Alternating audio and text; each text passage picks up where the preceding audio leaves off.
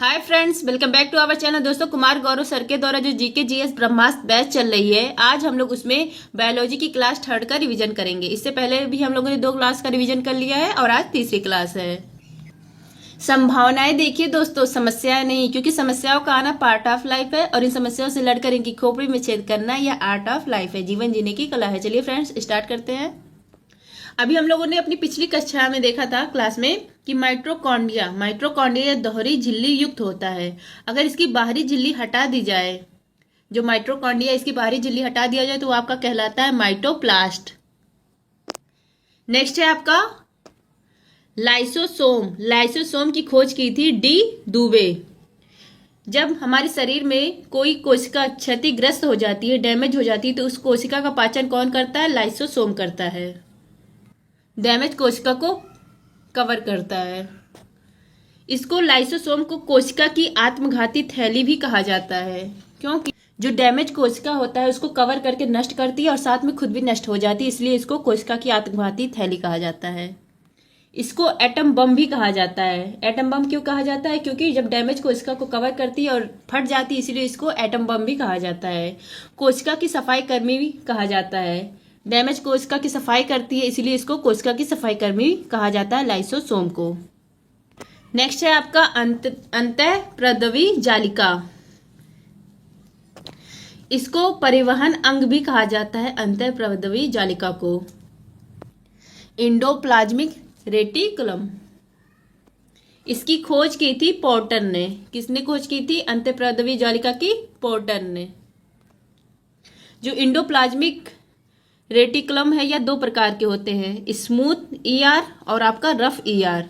Smooth माने चिकनी, जिसमें राइबोसोम नहीं पाए जाते हैं, वो आपका होते हैं स्मूथ ईआर, और जिसमें राइबोसोम पाए जाते हैं वो आपका होता है रफ ईआर, खुरदुरी ईआर। इसमें क्या बनते हैं? स्मूथ ईआर में क्या बनते हैं? लिपिड बनता है, वसा बनता है, और रफ ईआर में प्रोटीन का निर्माण होता है। नेक्स्ट है आपका राइबोसोम। राइबोसोम कहाँ पाया जाता है? रफ ईआर में पाया जाता है, स्मूथ ईआर में नहीं पाया जाता है। अब हम लोग देखते हैं राइबोसोम। इसकी खोज किसने की थी? इसकी खोज की थी पैलेट ने, इसलिए इसको पैलेट कण भी कहा जाता है राइबोसोम को। राइबो जो सोम है ये झिल्ली रहित है और इसको प्रोटीन की फैक्ट्री कहा जाता है, राइबोसोम को, और इसको कोशिका का इंजन भी कहा जाता है। नेक्स्ट है आपका गोल्जी कॉय की खोज की थी कैमिलो गोजी ने इसकी खोज की थी, इसलिए इसको गोजी कॉय कहा जाता है। पादप में इसको क्या कहा जाता है? डिक्टियोसोम कहा जाता है, और जंतु में गोल्जी कॉय का काम है जो कोशिका के प्रमुख स्राव अंग हैं उसको बाहर निकालना। किसका काम है? गोल्जी कॉय का काम है।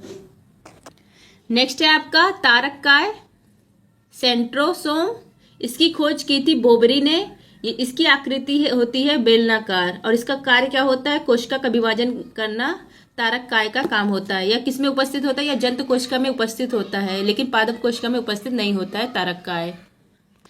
दोस्तों, जिसको भी इसका पीडीएफ चाहिए वो टेलीग्राम पर सर्च करेगा @justdoityar, वहां पर मेरा चैनल आ जाएगा, वहां से आप लोग पीडीएफ प्राप्त कर सकते हैं। नेक्स्ट है आपका लवक 3 प्रकार के होते हैं, आवर्णी लवक, वर्णी लवक और हरित लवक।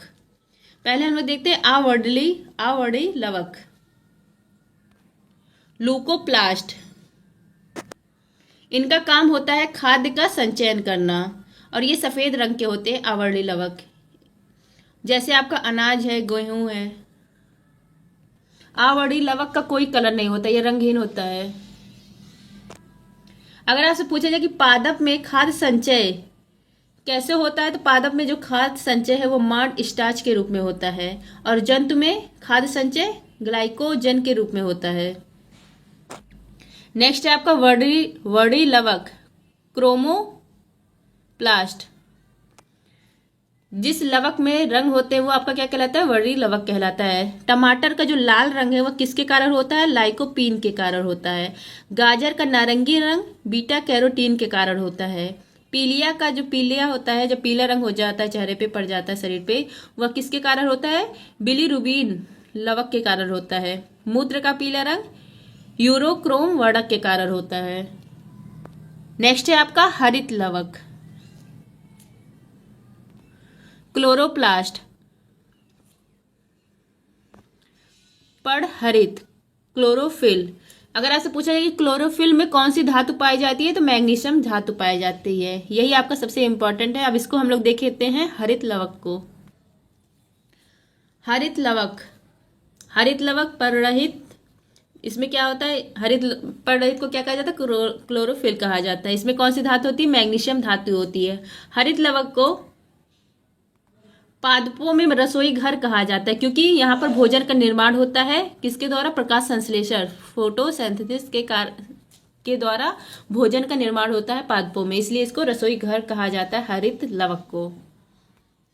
नोट देख लीजिए, पौधों में भोजन निर्माण की प्रक्रिया प्रकाश संश्लेषण द्वारा हरित लवक में संपन्न होती है।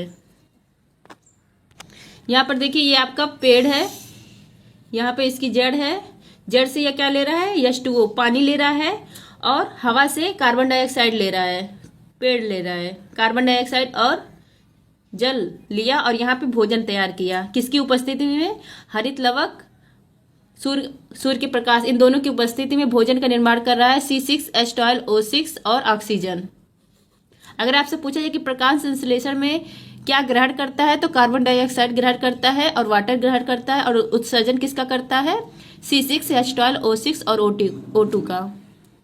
यहाँ पर वही चीज रिएक्शन में दिखाया गया है, CCO2 प्लस 6CH2O किसकी उपस्थिति में, क्लोरोफिल और सूर्य के प्रकाश की उपस्थिति में C6H12O6 ग्लूकोज बनाता है और ऑक्सीजन का निर्माण करता है। सरल से जटिल, ये जो प्रक्रिया है ये आपकी सरल रिएक्शन है, सॉरी सरल नहीं, सरल से जटिल की ओर जा रहा है, तो इसको कहा जाता है एनाबॉलिक रिएक्शन। और जब जटिल से सरल की ओर होता है रिएक्शन तो उसको कहा जाता है catabolic reaction.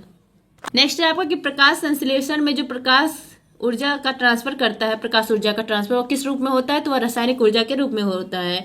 Light energy chemical energy में कन्वर्ट हो जाती है प्रकाश संश्लेषण में। नेक्स्ट है आपका कि श्वसन, रेस्पिरेशन, प्रकाश संश्लेषण फोटोसिंथेसिस का उल्टा होता है। यहाँ पर ग्लूकोज और ऑक्सीजन आपस में क्रिया करते हैं तो ये बनता है कार्बन डाइऑक्साइड और जल। इस रिएक्शन को कहते हैं कैटाबॉलिक रिएक्शन, जटिल से सरल की ओर। अगर आपसे पूछा जाए कि पौधे और जंतु श्वसन में कौन सी गैस ग्रहण करते हैं, तो श्वसन में ग्रहण करते हैं ऑक्सीजन और उत्सर्जन करते हैं कार्बन डाइऑक्साइड का। और प्रकाश संश्लेषण में ग्रहण किया, कौन सा ग्रहण करते हैं गैस, CO2, और उत्सर्जन करते हैं ऑक्सीजन का। प्रकाश संश्लेषण किस में होता है, पौधों में होता है।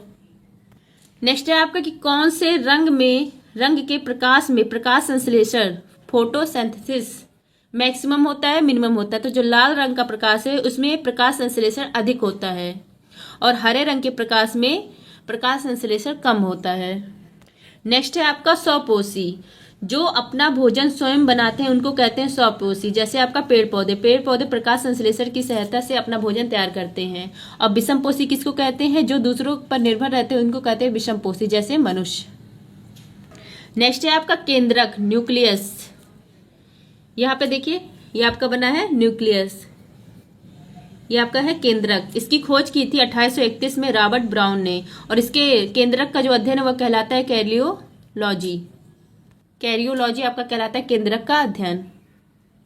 अब ये जो था इसको हम लोगों ने बाहर निकाल लाया, ये आपका क्या है, ये आपका केंद्रक है। धागे नुमा जो संरचना है यही आपका क्या है, केंद्रक है। इसको कहा जाता है क्रोमेटिन जाल। क्रोमेटिन जाल किसको कहते हैं, जो धागे नुमा संरचना है इसी को कहते हैं, केंद्रक को। और इसको गुणसूत्र भी बोला जाता है, क्रोमेटिन जाल को गुणसूत्र भी बोला जाता है। गुणसूत्र में क्या होता है, डीएनए होता है और हिस्टोन प्रोटीन होता है। डीएनए आपका क्या है, अनुवांशिक पदार्थ है, और हिस्टोन प्रोटीन, दो चीज गुणसूत्र में होता है, डीएनए और हिस्टोन प्रोटीन। जो गुणसूत्र है क्रोमोसोम, इसका नाम किसने दिया था, इसका नाम दिया था वाल्डेयर ने। किसने नाम दिया था गुणसूत्र क्रोमोसोम का, वाल्डेयर ने।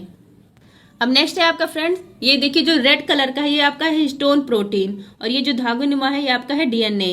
अब अगर इसको खींच के खोला जाए तो ये आपका इस तरह का संरचना बनेगा, इस तरह का। तो ये जो बीच में आर्म जहां मिल रहा है इसको कहा जाता है सेंट्रोमीटर, जहां पर डीएनए का आर्म मिल रहा है। नेक्स्ट है आपका कि मनुष्य में 23 जोड़ी गुणसूत्र होते हैं, टोटल 46 होते हैं। 23 जोड़ी होते हैं, टोटल 46। अगर इसको अब हम लोग तोड़ते हैं तो ये जो कायनिक गुणसूत्र है 22 जोड़ी इसमें होता है। कायनिक गुणसूत्र में टोटल हो गए 44 गुणसूत्र। जितने मनुष्य होते हैं उनमें लगभग, उनमें जो ये गुणसूत्र होता है कायनिक गुणसूत्र वो सेम ही होता है। और जो निर्धारण होता है वो किससे होता है? एलोसोम, सेक्स क्रोमोसोम से। ये एक जोड़ी होता है, मतलब टोटल 2 गुणसूत्र। इसी से डिसाइड होता है कि नर है कि मादा है, कोई मतलब बच्चा, जो बच्चा होने वाला होता है वो इसी से डिसाइड होता है कि कोई नर है कि मादा है। नर में कौन सा गुणसूत्र होता है? XY, और मादा में XX। यहाँ पर देखिए कि Y गुणसूत्र नर या मादा का निर्धारण करते हैं। तो कौन सा गुणसूत्र नर और मादा का निर्धारण करता है? Y गुणसूत्र। एक अपवाद है, अंडाणु और शुक्राणु में केवल 23 गुणसूत्र होते हैं। मादा में क्या होता है? अंडाणु होता है और नर में शुक्राणु होता है। तो इनमें कितने कितने 23 गुणसूत्र होते हैं। जोड़ी नहीं, बस 23 गुणसूत्र होते हैं। 23 इसमें, 23 इसमें, अंडाणु में 23 शुक्राणु में। जब इनका निषेचन होता है, फर्टिलाइजेशन होता है, तो क्या बनता है? भ्रूण बनता है। तो उसी से फिर मेल या फीमेल जो बनना होता है बनते हैं। तो भ्रूण में कितने गए? 46 गए गुणसूत्र। नेक्स्ट है आपका, यहाँ पर देखिए ये आपका मनुष्य है। मनुष्य के अंदर है कोशिका, कोशिका के अंदर है केंद्रक, केंद्रक के अंदर है गुणसूत्र, गुणसूत्र के अंदर है डीएनए और हिस्टोन प्रोटीन।